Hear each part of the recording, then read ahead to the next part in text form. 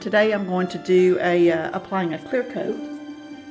I have this painting that was done. It was not recorded, so there's not a video of it. Basically a solid background, and then I did a rainbow coming out of the corner and everything. And that glittery rainbow, trying to repeat the previous rainbow picture. But this one, the glitter colors kind of blended in with the background. And the other one turned out really well. You can kind of see the glitter maybe. There you go. But anyway, sorry, that was a squirrel. Just a little distraction there. It's so pretty.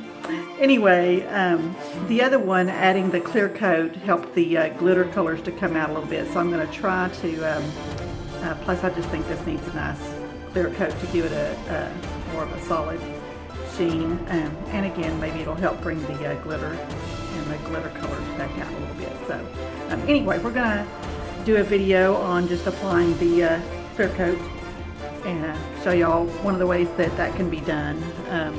And I use the Acrylic semi-gloss on it, and gently stirring it around. But anyway, well, we'll just get started and everything. If you have any questions, just hit me up in the comments and we'll go from there.